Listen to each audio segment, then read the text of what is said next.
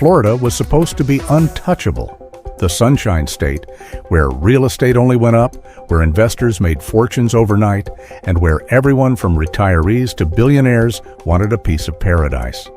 But now, that dream has frozen solid. South Florida's condo market, once the crown jewel of the state's economy, is collapsing under its own weight. Units that sold in bidding wars now sit empty for months. Realtors whisper about ghost towers. Owners panic. And in Tallahassee, the governor is facing a crisis no hurricane could prepare him for. This isn't just a market slowdown, it's a political earthquake. Let's break down how it all happened, and why the governor of Florida might be running out of moves. The slowdown started like a chill in the air, a few unsold listings, a few canceled closings. Then it spread like frost across the coastline. By mid-2025, condo inventory in South Florida had exploded, up more than 50% year over year. Sales dropped sharply. Prices followed. Luxury buildings that used to have waiting lists now offer free parking, waived fees, and months of incentives just to lure buyers back. Even investors who once treated Florida like a money printer are pulling out, scared of what comes next. A realtor in Miami called it a ghost town in the sky. Empty towers, dark windows.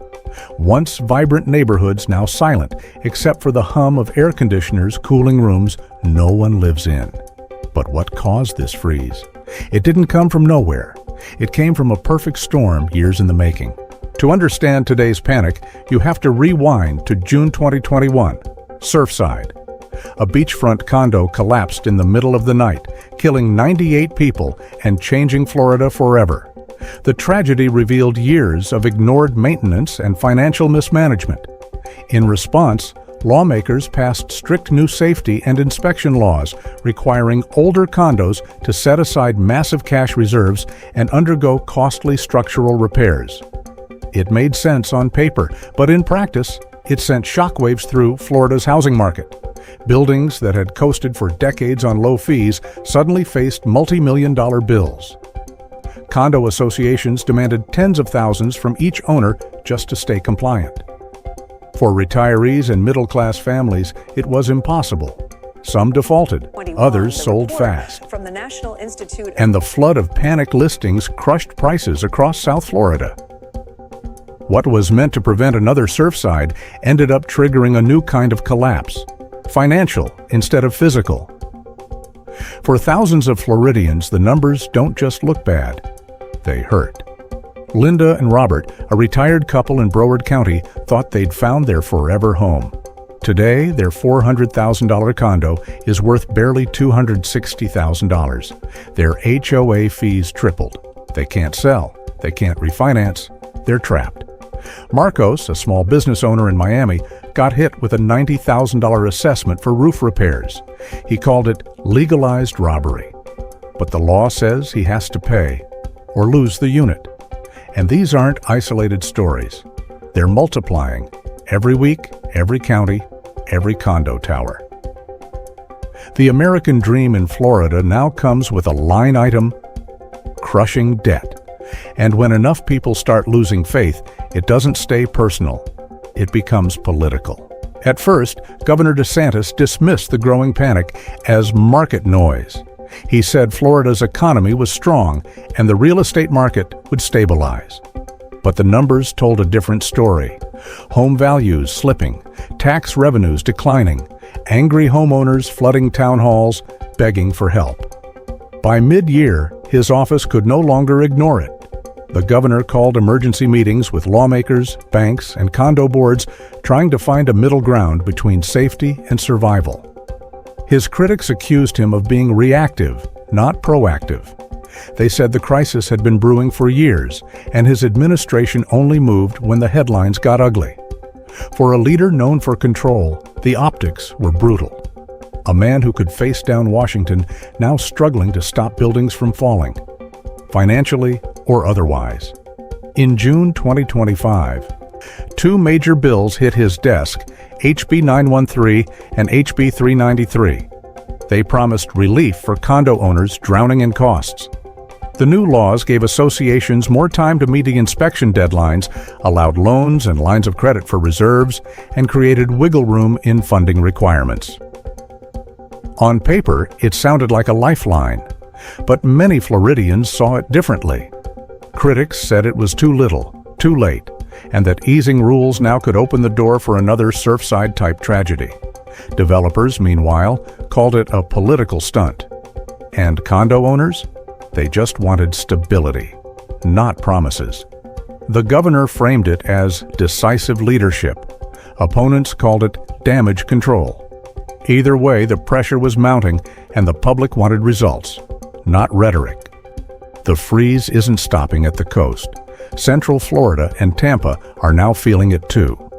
With condo prices dropping, banks are tightening loans even for single-family homes. Developers are halting projects mid-construction, fearing they'll finish into a dead market. Even tourism, one of Florida's strongest pillars, is seeing ripple effects. When headlines scream condo crisis and Florida freeze, potential buyers and snowbirds start looking elsewhere. Economists warn that what began as a real estate issue could soon ripple through Florida's broader economy, from construction jobs to retail to tax revenue. And politically, every new headline digs the governor deeper into the spotlight he never wanted. Some analysts say this is a necessary correction, a market detox after years of unchecked growth. Others call it the beginning of a slow-motion collapse. If the relief bills work, Florida could stabilize. Slower growth, but safer homes. If they fail, the entire real estate ecosystem might need rebuilding from the ground up. Investors are waiting. Homeowners are holding their breath. And the governor's reputation? Hanging by a thread. Because if Florida's market doesn't thaw soon, this could define his political legacy for years to come. Florida built its empire on confidence, the belief that the sun would always shine and the prices would always rise. But faith doesn't fix foundations, and optimism can't pay six-figure repair bills. The South Florida freeze isn't just about real estate. It's about what happens when a booming dream meets a cold dose of reality. For the governor, this isn't just an economic problem. It's a leadership test. Because when the towers go dark and the market turns to ice, even the man at the top can't escape the shadow. The headlines hit like a hurricane. Governor of Florida panics after South Florida condos ruin the market. And for once, it wasn't media hype. It was real. In the span of a few months, Florida's housing dream flipped into a full-scale meltdown. Condos that once sparked bidding wars now sit empty. Insurance costs are skyrocketing, and homeowners, the same ones who bragged about owning in paradise, are wondering how it all went so wrong. For years, Florida was untouchable. It was the land of low taxes, endless sun, and booming real estate. People left New York, Chicago, and California in droves, chasing the promise of freedom and affordability. They didn't realize they were stepping into a ticking time bomb. Now the governor himself is under fire, accused of ignoring the warnings, downplaying the risks, and celebrating a bubble that was already bursting. Behind the palm trees and press conferences, the truth is spreading fast. Florida's real estate empire isn't just cracking, it's collapsing.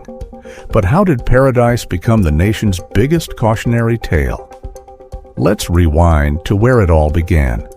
Back when the boom looked unstoppable and no one wanted to see the storm on the horizon.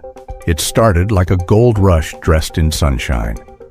Between 2020 and 2023, more than 330,000 people packed their bags and headed south, chasing the promise of palm trees, open skies, and tax-free living. Florida wasn't just growing, it was exploding. Every week brought another headline: Miami condos selling sight unseen. Fort Lauderdale inventory gone in hours. Even middle-class buyers were competing with investors wiring cash from across the country. In Boca Raton, a modest condo that sold for $480,000 before the pandemic closed for nearly $1 million just 2 years later. Agents juggled 20 calls at once. Sellers set deadlines. buyers waived inspections. And the governor, always ready for a camera, called it proof that Florida had become America's promised land. Construction cranes dotted the skyline from Miami to Palm Beach. Developers couldn't build fast enough. Everyone wanted a piece of paradise. Retirees, tech workers, remote families, even YouTubers tired of California taxes. But behind the glamour and glossy ads, the numbers were already off. Prices were growing faster than wages, faster than lending capacity, and way faster than logic. When the median condo price jumps 80% in 3 years, it's not growth. It's a warning. Still, nobody cared. The boom had momentum, and momentum makes people blind. As long as property values climbed, it didn't matter that the foundation beneath them, insurance, infrastructure, regulation, was cracking. Everyone thought they'd get out before the music stopped, but markets don't whisper when they end. They crash. And the first sign of trouble came quietly, hidden in mailboxes across the state.